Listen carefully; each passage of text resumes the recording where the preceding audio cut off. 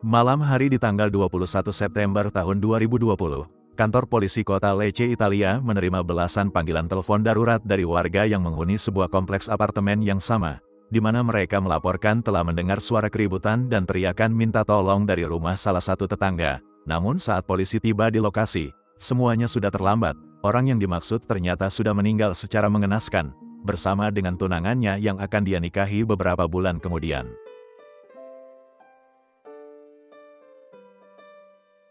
Halo orang-orang baik, terima kasih sudah klik video ini dan selamat datang lagi di channel The Purbas. Saya harap kalian sekeluarga senantiasa sehat walafiat ya.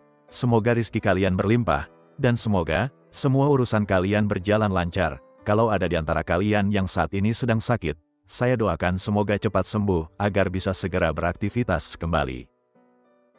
Di beberapa video sebelumnya, saya sudah membahas kisah kasus tentang orang-orang yang berwajah cantik atau tampan. Penampilannya polos dan hidupnya juga seperti tidak bermasalah. Namun tanpa disangka-sangka, jauh di dalam dirinya, tersembunyi bibit-bibit kebencian yang mampu mendorongnya untuk melakukan perbuatan yang sadis dengan alasan yang tidak masuk akal. Setelah 2 kali berturut-turut saya bawakan kisah nyata terkait orang-orang yang berasal dari Republik Dominika, kali ini, kita akan berkunjung ke Italia, negara asal spaghetti dan pizza. Namun sebelum kisah ini dimulai, silakan kalian kencangkan sabuk pengaman, tegakkan sandaran kursi, dan doakan semoga hayati kembali ke jalan yang benar. Daniel De Santis, lahir pada tahun 1987 di kota Lecce, Italia, menjadi sulung dari 3 bersaudara di keluarga yang harmonis dan termasuk kaya. Daniel bersama 2 adik perempuannya memiliki ikatan yang sangat erat, di mana sejak kecil, 3 bersaudara ini memiliki minat yang tinggi di bidang olahraga, khususnya Daniel, yang sangat hobi berenang dan main sepak bola, sehingga tubuhnya pun tumbuh tinggi mencapai 180 cm. Lulus SMA, Daniel lanjut kuliah di Universitas Salento mengambil jurusan ilmu hukum. Setelah meraih gelar sarjana hukum pada tahun 2009, Daniel mulai bekerja di sebuah perusahaan besar. Namun beberapa tahun kemudian, dia memutuskan untuk banting setir dan mulai berkarir sebagai wasit sepak bola di Liga Italia.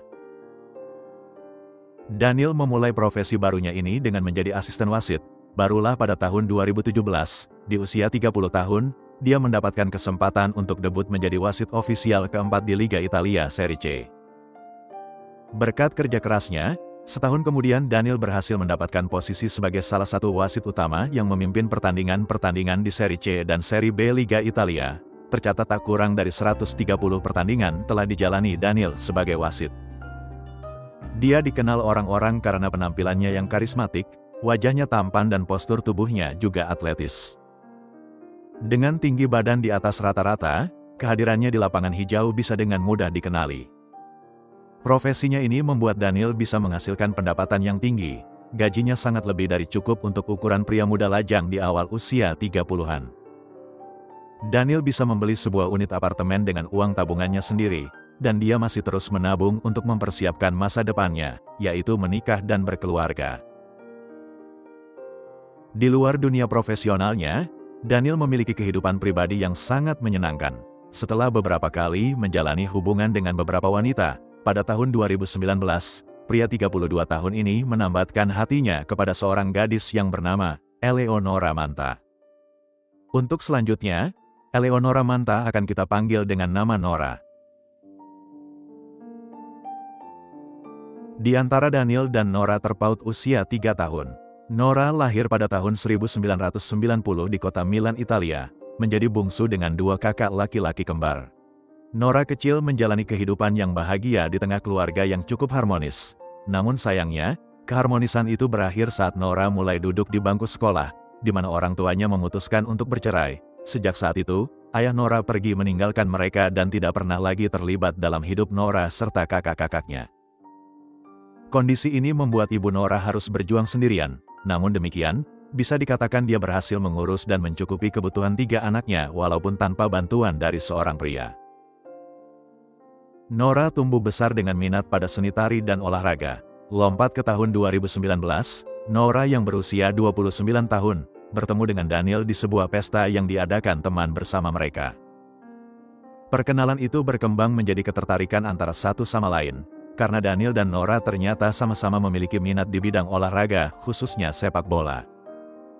Walaupun bukan pemain bola, Nora adalah penggemar berat Serie A Liga Italia, yang kebetulannya lagi, pria yang baru dia kenal ternyata berprofesi sebagai wasit di Serie B dan Serie C Liga Italia. Tidak menutup kemungkinan dalam kurun waktu 1 dekade ke depan, Daniel akan ditunjuk menjadi wasit di pertandingan Liga Italia Serie A. Koneksi instan antara Daniel dan Nora berkembang dengan sangat cepat menjadi hubungan romantis. Jalinan cinta mereka juga diketahui oleh kerabat keluarga masing-masing, di mana baik Daniel maupun Nora sudah berkomitmen bahwa ini adalah perjalanan asmara mereka yang terakhir, dan akan berakhir di pelaminan.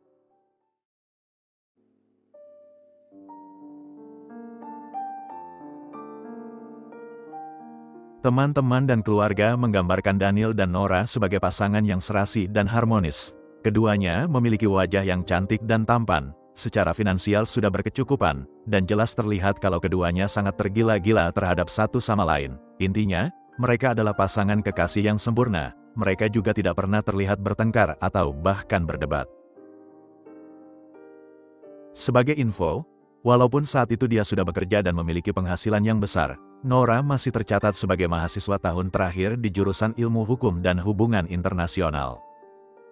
Studinya itu berhasil Nora rampungkan pada pertengahan tahun 2020. Setelah Nora lulus kuliah, pada awal bulan September tahun 2020, Daniel berlutut dan menyodorkan sebuah cincin. Nora dengan sangat bahagia menerima lamaran itu, karena memang dia sudah tidak sabar untuk menjadi Nyonya De Santis secara resmi. Tanggal pasti pernikahan mereka belum ditetapkan, tapi Daniel dan Nora ingin menikah secepatnya, kalau bisa, di akhir tahun 2020, atau di awal tahun 2021 yang akan datang. Menyusul pertunangan dan rencana pernikahan mereka, Daniel mengusulkan agar Nora pindah ke apartemennya dan hidup bersama ngumpulin kebo. Ide tersebut disetujui oleh Nora, namun masalahnya, saat itu Daniel masih menyewakan kamar untuk seorang mahasiswa kedokteran. Alhasil, dengan sopan Daniel meminta pemuda itu untuk pindah dan mencari tempat tinggal baru, karena kekasihnya akan tinggal di sana dan tak lama lagi mereka akan menikah. Si penyewa ini pun mengerti situasinya dan tidak keberatan. Kurang lebih seminggu kemudian, pemuda 21 tahun itu sudah mengemasi barang-barangnya, dan berkata bahwa dia akan menyewa sebuah kamar yang berada tak jauh dari kampusnya. Nora pun secara bertahap mulai memindahkan barang-barangnya ke apartemen Daniel. Pasangan ini sudah tidak sabar lagi untuk menjalani hidup bersama di bawah satu atap secara permanen, sambil bersama-sama pula mempersiapkan setiap detail hari bahagia mereka nanti. Daniel De Santis dijadwalkan akan memimpin pertandingan Piala Italia antara klub Monopoli dan Modena pada tanggal 23 September tahun 2020. Namun ternyata, dia sudah tidak ada lagi di dunia ini saat pertandingan itu digelar. Malam hari di tanggal 21 September tahun 2020, Daniel dan Nora merencanakan makan malam romantis di rumah untuk merayakan kepindahan Nora ke apartemen Daniel.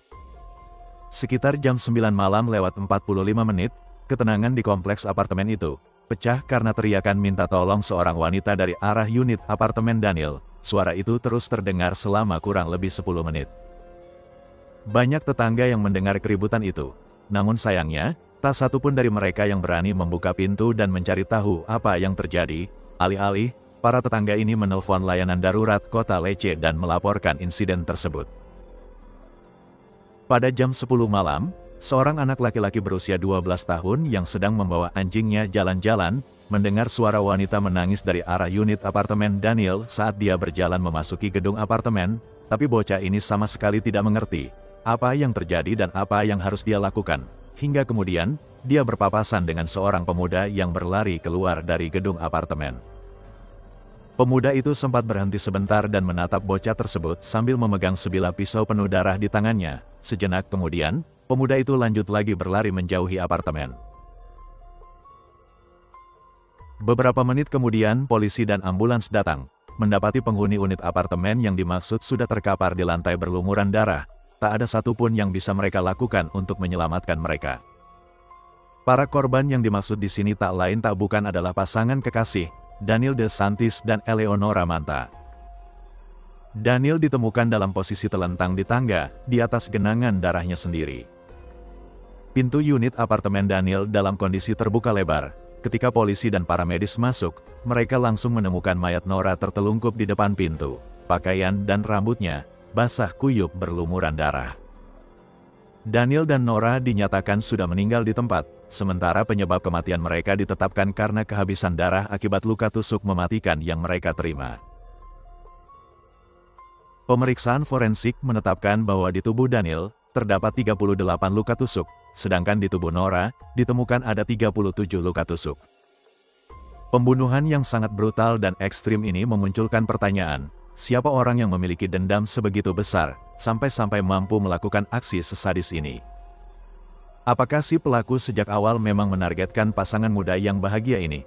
Ataukah Daniel dan Nora adalah korban dari aksi perampokan? Bukan rahasia lagi bahwa Daniel adalah pria muda yang sukses dan kaya, jadi mungkin saja ada orang yang mengincar uang atau barang berharga di dalam rumahnya. Namun teori ini dengan cepat dicoret oleh detektif, karena faktanya, tak ada satupun barang berharga milik Daniel yang hilang. Di dalam laci di kamar tidurnya, ada uang tunai dalam jumlah yang cukup banyak. Uang itu sama sekali tidak disentuh oleh pelaku. Begitupun dompet, HP, jam tangan, maupun barang berharga milik Daniel yang lainnya, semua tidak ada yang diambil oleh pelaku. Seuntai kalung mahal yang pernah dibelikan oleh Daniel masih melingkar di leher Nora. Begitupun anting-anting di telinganya, dan cincin tunangan mahal bertahta berlian, masih melingkar di jari wanita 30 tahun itu. Kalau memang ini adalah aksi perampokan, sangat tidak mungkin si pelaku melewatkan itu semua. Daniel ditikam sebanyak 38 kali, dan Nora ditikam sebanyak 37 kali. Sekali lagi, siapapun pelakunya, pasti memiliki dendam atau kebencian yang sangat besar terhadap pasangan kekasih itu. Namun setelah menggali keterangan dari keluarga, teman, dan tetangga, baik Daniel maupun Nora, diketahui tidak memiliki musuh, juga tidak sedang berkonflik dengan pihak manapun. Latar belakang kehidupan keduanya juga diperiksa. Daniel dan Nora sama sekali tidak terlibat dalam aktivitas yang melanggar hukum. Detektif lalu beralih ke teori berikutnya, mungkinkah ada pihak ketiga yang tidak senang saat mengetahui bahwa Daniel dan Nora akan menikah? Detektif mencoba untuk menggali informasi terkait kehidupan pribadi Daniel dan Nora, mencari info dan kemungkinan, siapa tahu salah satu di antara Daniel atau Nora, ternyata memiliki hubungan rahasia dengan pihak ketiga. Namun lagi-lagi, asumsi ini bertemu dengan kebuntuan. Daniel dan Nora adalah pasangan kekasih yang saling mencintai dan sangat setia satu sama lain. Sama sekali tidak didapatkan adanya kemungkinan bahwa salah satu dari mereka memiliki perselingkuhan. Detektif masih menyisakan satu teori lain, mungkinkah ini adalah aksi dari seorang penggemar rahasia, atau pihak ketiga yang memiliki perasaan cinta tak berbalas terhadap Daniel atau Nora.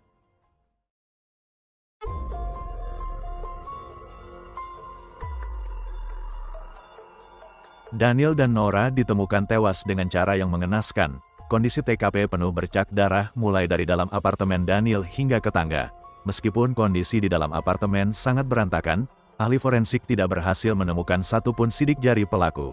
Namun demikian, ternyata ada beberapa benda yang berhasil dikumpulkan, yang diduga benda-benda ini adalah milik si pelaku. Yang pertama adalah tali zip berbahan plastik, lalu ada beberapa botol cairan pemutih, dan yang terakhir, ada sehelai stoking perempuan berbahan nilon yang kotor dengan noda darah. Analisis forensik mengungkap bahwa pada stoking tersebut ada dua jejak darah yang ditemukan, yaitu darah Daniel dan darah lain yang DNA-nya tidak cocok dengan Daniel maupun Nora. Bisa jadi, ini adalah DNA si pelaku. Detektif menduga kemungkinan si pelaku saat itu masuk dengan menggunakan stoking nilon, namun dalam perkelahian dengan Daniel, stoking itu terlepas dari kepalanya. Temuan DNA ini belum bisa membawa polisi kepada pelaku, karena terlebih dahulu DNA tersebut harus dicocokkan dengan seseorang yang diduga sebagai tersangka. Detektif kemudian beralih ke bocah laki-laki 12 tahun yang sempat berpapasan dengan pelaku. Anak ini masih shock dan ketakutan, jadi saat polisi memintanya untuk mendeskripsikan wajah maupun ciri fisik dari pelaku, dia mengaku hanya samar-samar ingat wajah pria itu. Sementara itu beberapa tetangga memberikan keterangan bahwa mereka mendengar suara Nora yang saat itu memohon agar pelaku berhenti menyakiti Daniel. Nora juga sepertinya menyebut nama Andrea berkali-kali.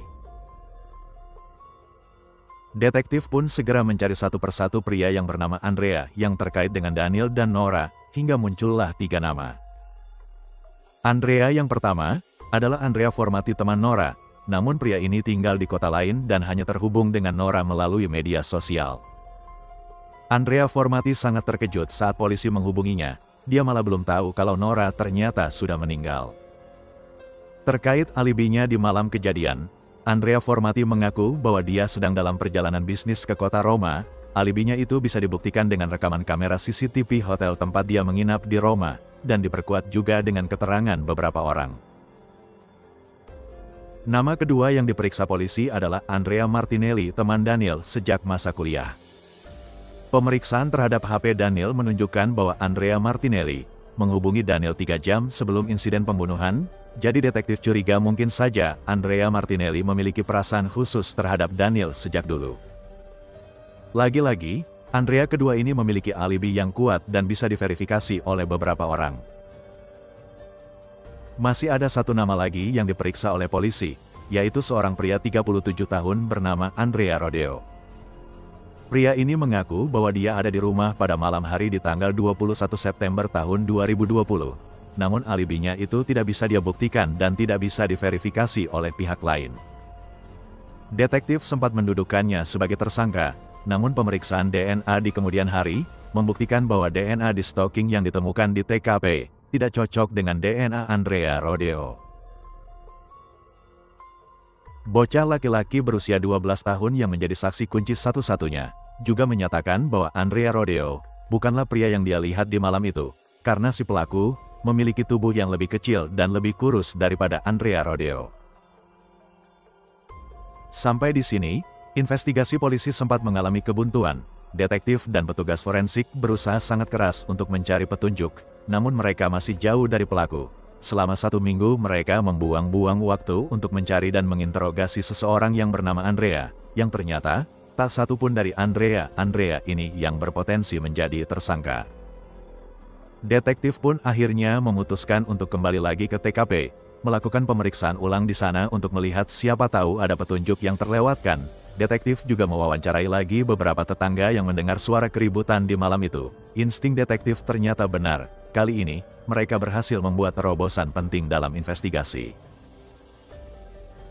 Pertama-tama, saat TKP diperiksa ulang, polisi berhasil menemukan secarik kertas yang terlipat dan terselip di bawah rak sepatu. Kertas ini nampaknya dirobek dari sebuah buku, dan ternyata di kertas itu tertulis detail perencanaan pembunuhan terhadap Daniel dan Nora. Jelas sekali bahwa ini adalah milik pelaku, dan tulisan yang ada di kertas itu pasti tulisan tangan si pelaku. Di kertas ini pula, terungkap bahwa tujuan awal pelaku adalah menyiksa Daniel dan Nora terlebih dahulu sebelum membunuh mereka. Itulah sebabnya dia membawa tali zip berbahan plastik yang akan dia gunakan untuk mengikat Daniel dan Nora. Penemuan ini juga memberikan gambaran bahwa si pelaku benar-benar membuat rencana yang penuh perhitungan secara cermat dan teliti sebelum dia beraksi. Terobosan kedua yang didapat dalam pemeriksaan ulang ini, salah satu tetangga berkata pada polisi bahwa setahu dia, ada seorang pria yang tinggal di unit apartemen Daniel, tapi para tetangga tidak tahu siapa nama pria itu, entah dia adalah teman, entah kerabat Daniel atau seorang penyewa, mereka juga tidak tahu di mana dia sekarang.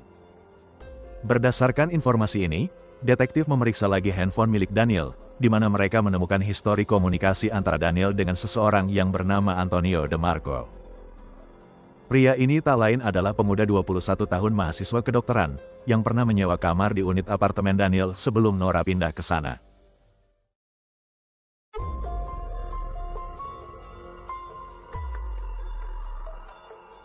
Detektif sudah berhasil mendapatkan satu nama, yaitu Antonio DeMarco, seorang mahasiswa kedokteran di salah satu universitas di kota Lecce.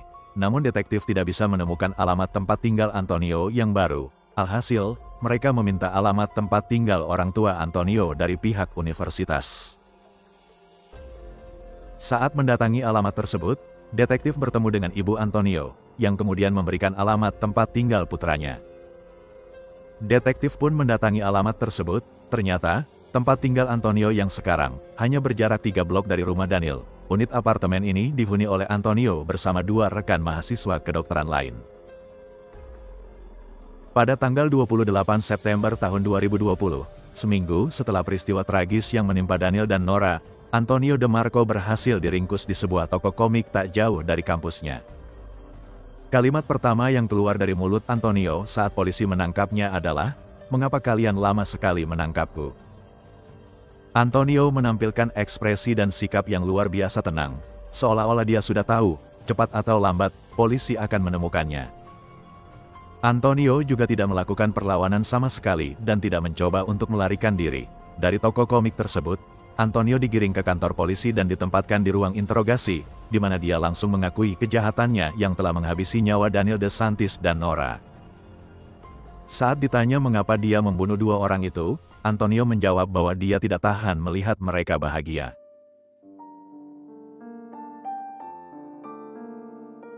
Antonio DeMarco lahir pada tahun 1999 dan menjadi anak satu-satunya dari orang tua tunggal. Ibunya berjuang seorang diri membesarkan Antonio, karena ayah biologisnya tidak pernah bertanggung jawab sejak Antonio masih berada di kandungan. Penelusuran mengenai masa lalunya mengungkap bahwa Antonio, sejak kecil sudah menunjukkan gejala-gejala yang mengkhawatirkan. Di masa remaja, Antonio sudah didiagnosa dengan gangguan kepribadian dan memiliki masalah dalam bersosialisasi. Psikiaternya meresepkan beberapa jenis obat untuknya, tapi Antonio menolak menjalani perawatan dengan obat-obatan seperti itu. Psikiaternya lalu menyarankan Antonio untuk mulai menulis semua hal yang dia pikirkan di sebuah jurnal atau buku harian. Antonio adalah anak yang pemalu dan tidak memiliki teman sejak kecil. Setiap hari dia lebih banyak menghabiskan waktu berdiam diri di kamarnya, bermain video game atau membaca komik. Meski demikian, Antonio ternyata cukup berprestasi secara akademik, yang terbukti dengan keberhasilannya masuk ke Fakultas Kedokteran setelah lulus SMA. Melihat penampilannya, siapa yang akan menyangka kalau wajah sepolos ini bisa melakukan hal sekejam itu? Antonio digambarkan sebagai seseorang dengan masa depan yang cerah dan akan segera menjadi dokter muda, namun semua itu tidak akan pernah terwujud, karena sekarang dia harus mempertanggungjawabkan perbuatannya di mata hukum.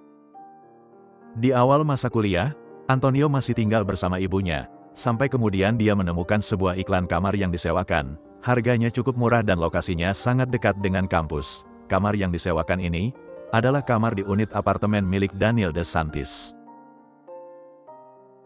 Singkat cerita, Antonio mulai tinggal di apartemen Daniel. Keluarga Daniel memberikan keterangan bahwa Daniel sering menyebut nama Antonio sebagai penyewa yang baik, selalu membayar uang sewa tepat waktu, rajin dan tidak jorok, juga tidak pernah menimbulkan masalah bagi Daniel. Selama 2 tahun berikutnya, mereka tinggal bersama dan mulai terjalin keakraban di antara Daniel dan Antonio. Mengingat perbedaan usia mereka yang terpaut 12 tahun, Daniel menganggap Antonio seperti adiknya sendiri karena dia tidak punya adik laki-laki. Namun di lain pihak, Antonio memandang Daniel adalah satu-satunya sahabat dalam hidupnya, karena sejak kecil dia tidak pernah punya teman. Sekali lagi, selama 2 tahun mereka hidup rukun berdampingan, Antonio betah di rumah Daniel, dan sebaliknya, Daniel juga bisa mendapatkan penghasilan tambahan dari kamar yang disewa Antonio. Sampai kemudian situasi berubah, Daniel bertemu dengan Nora, menjalin hubungan dan berencana untuk menikah, jadi dia meminta Antonio secara baik-baik untuk mencari tempat baru karena Nora akan pindah ke apartemennya. Kembali ke ruang interogasi, Antonio mengaku bahwa sejak awal dia sudah tidak menyukai kehadiran Nora di hidup Daniel. Dia sangat marah saat Daniel memintanya untuk pindah, namun dia tidak menunjukkan kemarahannya itu dan berkata bahwa dia sedang mencari tempat baru di dekat kampusnya. Daniel menyarankan Antonio supaya tidak usah terburu-buru, cari dulu tempat yang benar-benar pas sebelum mengambil keputusan. Antonio bertekad untuk segera pindah dari apartemen itu, karena semakin lama dia di sana, semakin besar pula kebenciannya terhadap Nora. Dalam salah satu halaman jurnal atau buku hariannya, Antonio pernah menulis, "Aku di sini tidur memeluk bantal guling, sedangkan dia di kamar sebelah tidur memeluk seorang gadis." Di halaman-halaman jurnal berikutnya, Antonio semakin sering menuliskan ketidaksukaannya melihat Daniel dan Nora yang sangat bahagia. Antonio ingin melihat mereka menderita, jadi dia memutuskan untuk bertindak dan menghentikan kebahagiaan itu. Jurnal Antonio juga menjadi bukti bahwa dia sudah lama merencanakan pembunuhan terhadap Daniel dan Nora.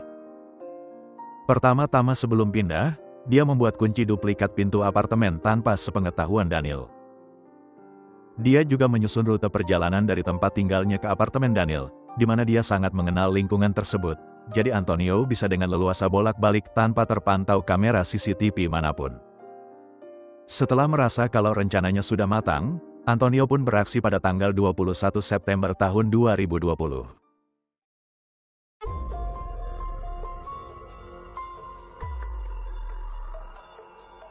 Berdasarkan pengakuannya di ruang interogasi, malam itu, Antonio masuk ke gedung apartemen Daniel. Saat sudah tiba di depan pintu unit apartemen Daniel, dia berhenti sejenak dan menempelkan telinganya di pintu untuk memastikan kalau saat itu Daniel dan Nora tidak sedang menerima tamu. Antonio lalu memakai sarung tangan dan menutupi kepalanya menggunakan stoking berbahan nilon. Kemudian dia membuka pintu apartemen dengan hati-hati menggunakan kunci duplikat yang dia pegang. Antonio kemudian masuk ke apartemen dan mendapati Daniel serta Nora sedang berada di meja makan. Pasangan ini sontak terkejut mendapati kehadiran orang asing yang memakai topeng stoking, tiba-tiba sudah berada di hadapan mereka. Daniel bertanya dengan suara keras, "Siapa kau?" Namun pertanyaan itu malah dijawab dengan serangan bertubi-tubi menggunakan senjata tajam, sementara Nora yang histeris, berteriak-teriak minta tolong dan berkata orang asing itu agar tidak menyakiti kekasihnya. Daniel bergelut dengan penyerangnya dan menyuruh Nora untuk berlari keluar. Wanita itu pun mencoba untuk melarikan diri, namun belum sempat dia mencapai pintu keluar, si penyerang sudah lebih dulu menerkam Nora, yang kemudian menghujani wanita 30 tahun itu dengan puluhan tikaman. Nora sempat melawan dan mencakar wajah pria asing itu. Di saat yang sama, dia juga berhasil menarik stoking nilon yang menutupi wajah penyerangnya. Di momen inilah, Daniel dan Nora baru tahu bahwa orang yang ingin membunuh mereka adalah Antonio. Daniel ternyata masih bisa bangkit berdiri dan mencoba untuk menolong kekasihnya, tapi dengan kondisinya yang sudah terluka parah, Daniel mengalami kesulitan untuk menghadapi Antonio, jadi dia putuskan untuk berlari keluar dan mencari bantuan. Antonio berhasil menghentikan Daniel saat hendak menuruni tangga. Lagi dan lagi dia hujani tubuh Daniel dengan tikaman demi tikaman, hingga akhirnya, pria 33 tahun itu pun diam tak bergerak lagi. Selanjutnya Antonio kembali lagi ke unit apartemen Daniel untuk memastikan apakah Nora masih hidup atau sudah meninggal. Dia juga bermaksud ingin membersihkan TKP dan memastikan jejaknya tidak tertinggal. Tapi karena khawatir tetangga akan mendatangi unit apartemen Daniel, Antonio pun memutuskan untuk langsung kabur saja dari tempat itu. Antonio pergi dari apartemen Daniel, tanpa menyadari bahwa beberapa barang dari tasnya terjatuh saat dia bergumul dengan Daniel, yaitu beberapa botol cairan pemutih, tali zip berbahan plastik, dan selembar kertas berisi catatan rencana pembunuhannya, dan yang paling vital, stoking yang sempat menutupi kepalanya tertinggal di apartemen itu, beserta dengan darahnya, yang keluar saat Nora mencakar wajahnya. Antonio bergegas melarikan diri, tapi di pintu keluar dia sempat bertemu dengan bocah laki-laki yang membawa anjing. Antonio terdiam sebentar, menimbang-nimbang apakah dia harus menghabisi bocah itu karena telah melihat wajahnya. Namun untunglah, Antonio tidak meneruskan niatnya karena khawatir para tetangga akan memergokinya. Detektif kemudian menunjukkan sosok Antonio kepada bocah laki-laki 12 tahun melalui kaca satu arah, di mana bocah tersebut mengkonfirmasi bahwa pria inilah yang dia lihat di malam itu.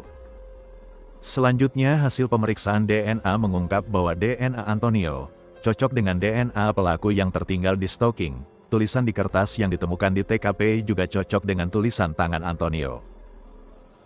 Berdasarkan semua bukti, keterangan saksi, dan tentunya berdasarkan pengakuannya sendiri, Antonio DeMarco selanjutnya ditetapkan sebagai tersangka tunggal dalam kasus pembunuhan Daniel DeSantis dan Eleonora Manta.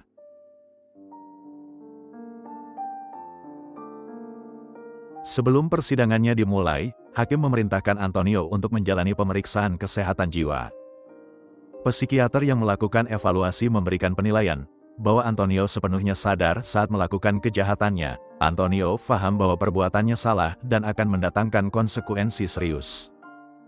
Psikiater juga menambahkan catatan bahwa Antonio sama sekali tidak menyesali perbuatannya. Bahkan dalam salah satu sesi, Antonio sempat berkata bahwa dia benci melihat pasangan kekasih yang bahagia, dan dia akan mengulangi lagi perbuatannya di masa depan, membunuh setiap pasangan bahagia yang dia lihat.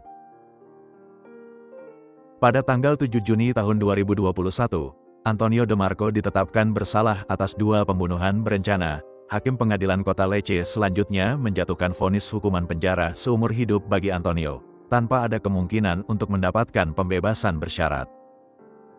Vonis ini sepertinya sudah sangat tepat untuk Antonio, karena seperti yang dilaporkan oleh psikiater, Antonio tidak menyesali perbuatannya dan bertekad akan membunuh pasangan bahagia lainnya, yang artinya, pemuda ini berpotensi untuk menjadi pembunuh berantai di masa depan. Itulah tadi kisah nyata kasus kriminal kita untuk hari ini. Semoga ada pelajaran berharga yang bisa kita petik dari tragedi yang menimpa Daniel dan Nora. Terima kasih sudah menonton video ini hingga selesai. Jaga kesehatan selalu, dan sampai jumpa lagi di kisah nyata kasus kriminal berikutnya, dari channel The Purbas.